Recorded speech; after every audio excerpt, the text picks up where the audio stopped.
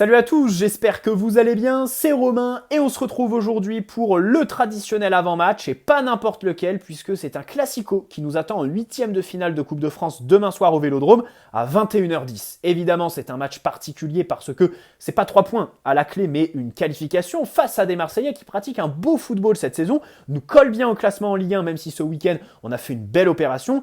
Et surtout, ils n'ont pas une approche frileuse, défensive, des grandes échéances. Igor Tudor ne se renie pas, il l'a montré au match aller au Parc des Princes durant le mois d'octobre. En plus, demain, il devrait aligner son équipe type avec le Vélodrome qui sera derrière eux et un beau mercato hivernal durant lequel ils se sont bien renforcés à notre différence, puisque nous, on arrive avec un effectif resserré, même si marqué par de gros retours. Neymar, Marco Verratti de suspension, et puis, soyons gentils avec lui, incluons Sergio Ramos qui revient de blessure depuis sa sortie contre Montpellier. On pensait que c'était suite au choc à la tête, mais en fait, il a eu une espèce de blessure, je crois, aux adducteurs. Bref, dans tous les cas, l'infirmerie est quand même remplie, et on va commencer par là. Kylian Mbappé, bien sûr, qui ne reviendra que dans le meilleur des cas contre Marseille, justement, lors du Classico dans 2 semaines et demie, qui sera en Ligue 1. Renato Sanchez, c'était à prévoir, est bien blessé. Le club n'a pas communiqué sa durée d'indisponibilité, mais la nature de la blessure,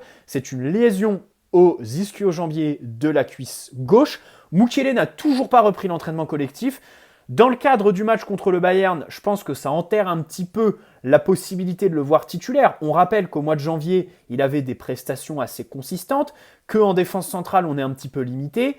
Et avec l'absence de Mbappé, faire jouer Achraf plus haut avec Mukiele derrière lui au poste de vrai latéral, ça aurait pu être une solution qui s'évapore de plus en plus puisqu'il ne revient pas Nordi. Kimpembe enchaîne les entraînements collectifs, même s'il n'est toujours pas de retour dans le groupe et qu'il a quand même encore un programme individuel en partie.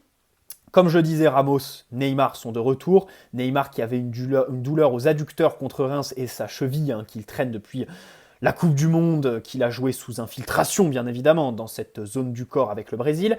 Verratti qui a pris donc 2 matchs de suspension plus 1 en sursis suite à son rouge idiot mais mérité contre Reims. Donc là, ça fait plaisir de le revoir, surtout face à une équipe de Marseille qui, normalement, devrait quand même être assez intense en matière de pressing. Commençons par le fait que en Coupe de France, il y a seulement 90 minutes, et puis, si t'es pas départagé, c'est tir au but, pas de prolongation. D'un côté, c'est très bien pour les états de forme, la fatigue engrangée avant la Ligue des Champions, mais de l'autre, ça limite les possibilités pour le 11 titulaire. Il faut privilégier la qualité à n'importe quel autre outil pour composer ce 11 parce que demain, on n'aura pas le temps en fait de faire des loupés, des expérimentations parce qu'il faut gagner dans le temps réglementaire. Je ne suis pas sûr qu'une séance de tir au but soit vraiment idéale pour le PSG à une semaine du Bayern.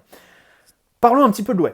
L'OM d'Igor Tudor, bien évidemment, parce que c'est une équipe, vous avez pu le voir dimanche contre Nice, même si ça a été une véritable contre-performance pour eux, qui a des principes très clairs. Une vraie personnalité, identité, marquée par un marquage individuel qu'on avait déjà expérimenté au match aller, rappelez-vous.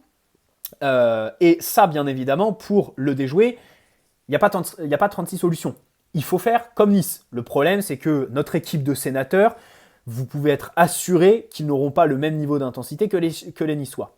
J'en reviens à ce marquage individuel pour le déjouer. Évidemment qu'il faut bouger, évidemment qu'il faut se déplacer pour demander le ballon, mais aussi pour libérer des espaces à ses partenaires. Par exemple, décrocher pour faire péter l'alignement adverse, ou alors, ça on l'a vu sur un but niçois, je crois, partir en profondeur pour emmener du coup ton marquage individuel qui assurera la couverture d'un de tes partenaires qui peut se permettre de faire un appel hors jeu, mais qui du coup est couvert par le joueur que tu as emmené par ton appel à vide, parce que voilà, tu ne demandes pas le ballon. Ça, c'est quelque chose qu'il faut que le PSG fasse, mais qu'on n'est pas certain de voir. Est-ce que Messi, Neymar vont le faire ?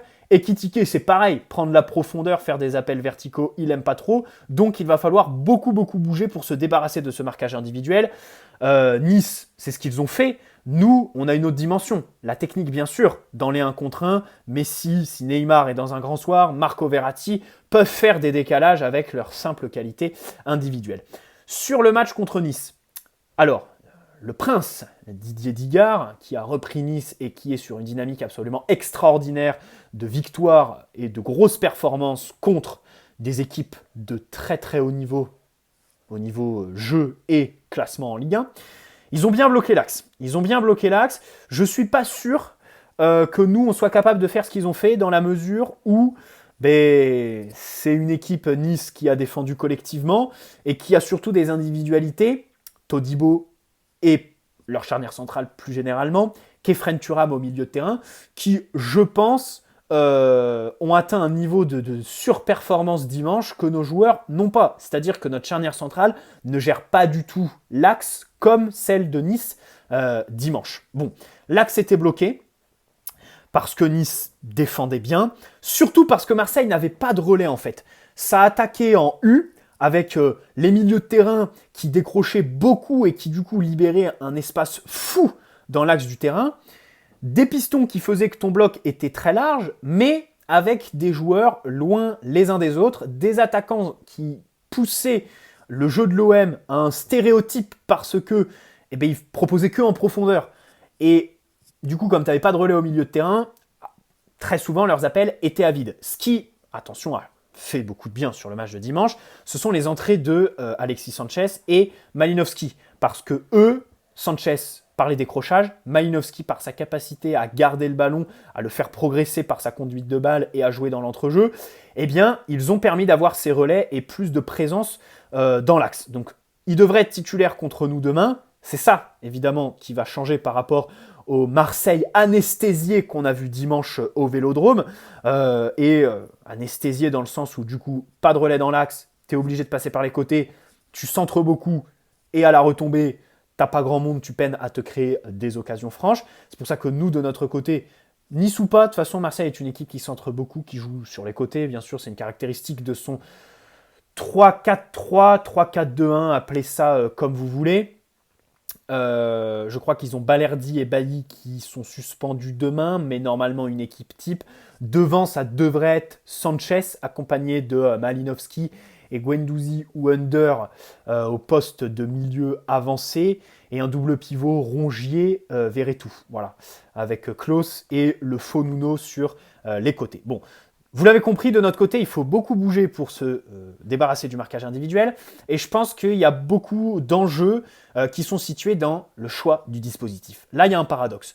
Au match aller au Parc, on avait joué en 4-4 de losange, rappelez-vous. Ça avait bien marché. Grosse mi-temps, par exemple, de Fabian Ruiz en seconde. Récupération haute de Marco Verratti sur le but de Neymar. Vitinha qui joue un petit peu vers l'avant. Mais le problème, c'est que ce système à 4, on en a vu les limites contre Lens, qui, eux, jouent un système à 3, comme l'OM demain soir, où sur les côtés, on s'était fait bousiller complètement, et où les centres étaient quand même très dangereux parce qu'on n'a pas de présence dans la surface et on ne sait pas défendre dedans. Donc, ça avait été très compliqué. C'est pour ça qu'entre le 4-4 de losange et le système A3, je préférerais me calquer sur le système de l'OM avec un 3-5-2. Pas un 3-4-3, un 3-5-2. Je le donne. Donnarumma, Danilo Marquinhos, Ramos, Hakimi, Ruiz, Verratti, Vitinha, Nuno Mendes et Messi, Neymar devant. Pourquoi ? Déjà, le système A3 te permet plus de largeur face à des Marseillais qui, comme je le dis, défendent en marquage individuel. Bien évidemment, il faut augmenter les espaces entre les joueurs pour pouvoir prendre la profondeur, créer des décalages. Profondeur facilitée dans ce système par la position plus haute d'Hakimi et Nuno, qui sont les deux seuls joueurs vraiment aptes à la prendre au vu de ceux avec qui on doit composer le 11. Voilà. Et l'OM, j'ai quand même l'impression que c'est une équipe qui est souvent coupée en deux. C'est-à-dire que, je le disais plus tôt, leur milieu décroche un petit peu trop, leurs attaquants proposent un petit peu trop dans la profondeur, et ça conduit souvent à une équipe coupée en deux. Si derrière, tu réussis à leur mettre une belle pression à la perte de balle par exemple, eh ben, au milieu de terrain, tu peux te permettre de jouer juste avec le double pivot. Mais là, comme vous l'avez vu, je joue quand même en 3-5-2 avec Ruiz, Verratti, Vitinha. Donc numériquement, ça fait comme un système en 4-4-2 losange, bien évidemment. En réalité, mon équilibre, je le place en mettant Ekitike sur le banc pour renforcer le milieu de terrain, mais quand même avec un alignement à 3. C'est pour ça qu'il va falloir beaucoup de personnalité à Vitinha, Ruiz, voire même nos défenseurs, parce que tu auras du coup beaucoup de joueurs qui veulent être derrière le ballon à la construction. Mais ça, de toute façon, peu importe le système, c'est un énorme défaut du PSG. Et système à 3, défenseurs centraux, parce que comme ils centrent beaucoup, comme je l'ai dit, il faut de la présence dans la surface.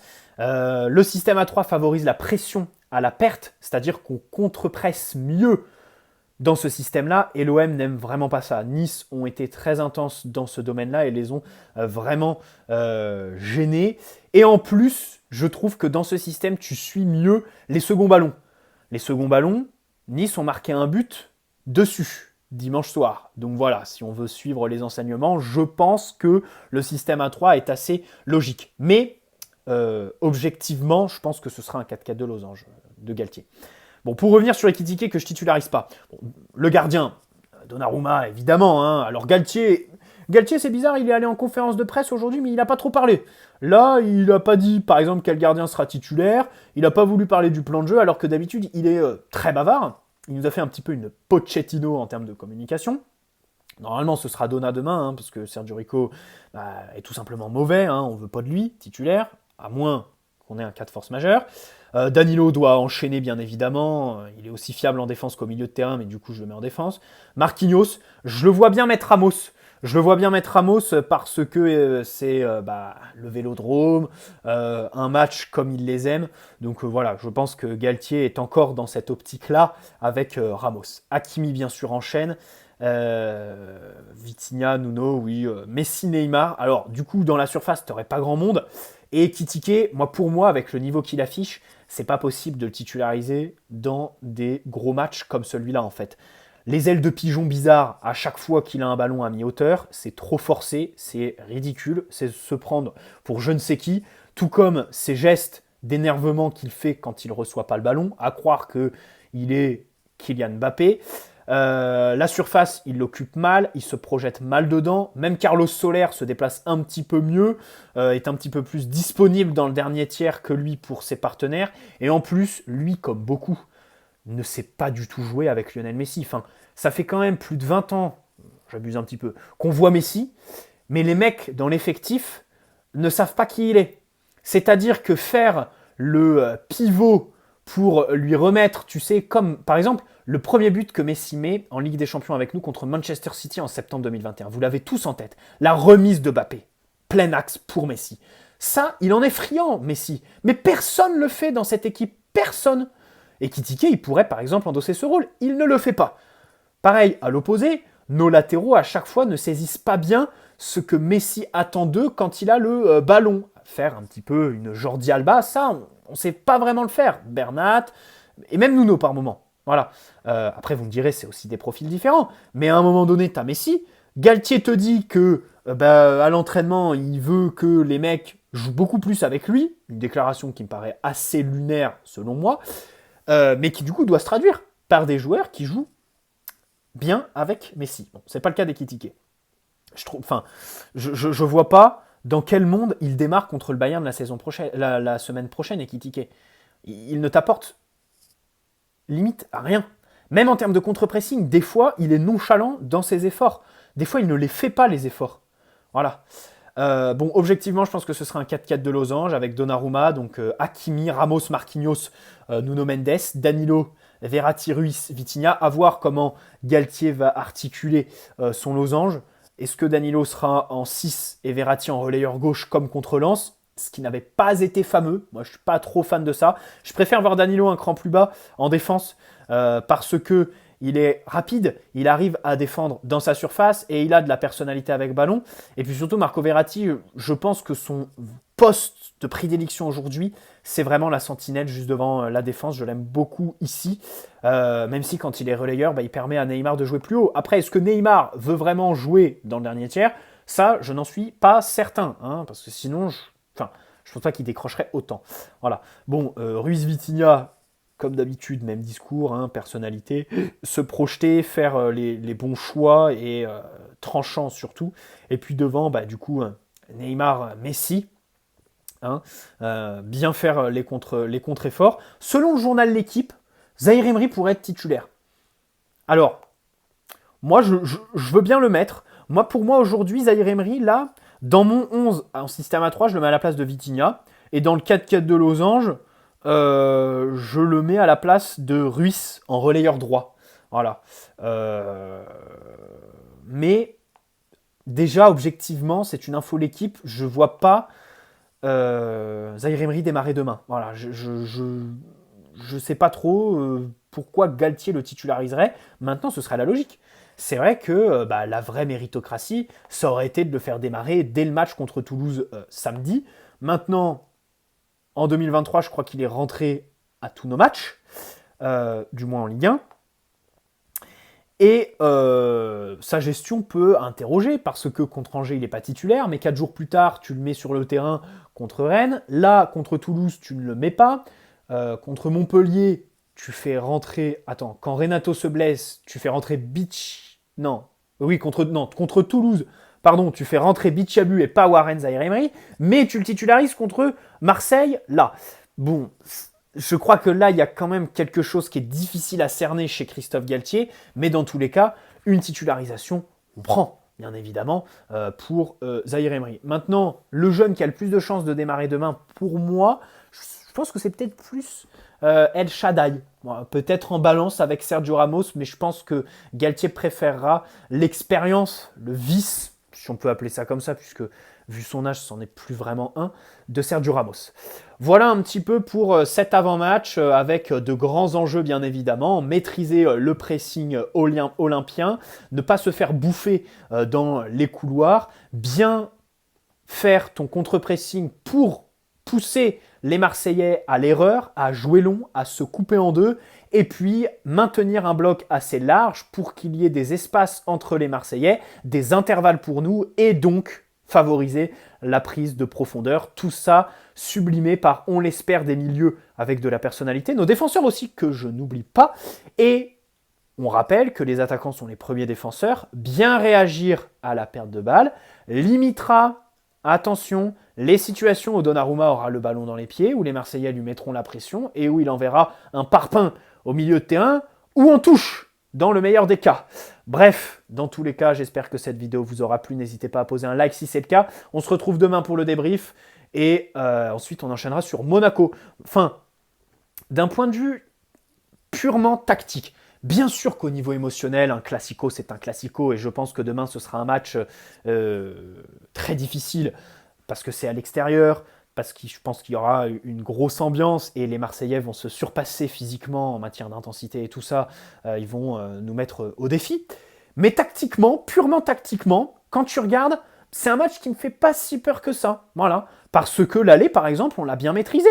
On l'a bien maîtrisé avec un Mbappé qui individuellement ne faisait pas une grosse prestation. Mbemba, qui est pour moi, je pense, le meilleur défenseur en Ligue 1 cette saison, l'avait bien maîtrisé. Même si Mbappé, alors ce soir-là, il s'était illustré dans sa capacité à faire briller ses partenaires parce qu'il a donné beaucoup de balles de but, je crois à Vitinha, à Hakimi, et puis surtout une passe décisive sur le but de Neymar. Mais individuellement, il était pris par Mbemba.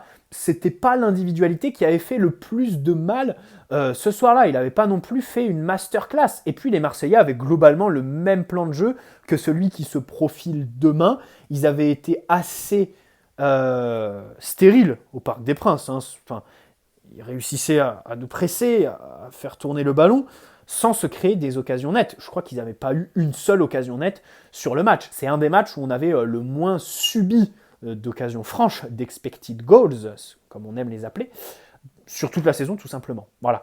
Bref, bonne soirée à tous, n'hésitez pas à poser un like si cette vidéo vous a plu, vous abonner si ce n'est pas déjà fait. Ciao les amis, et puis allez Paris avant tout, bon classico demain, profitez bien et qualifions-nous.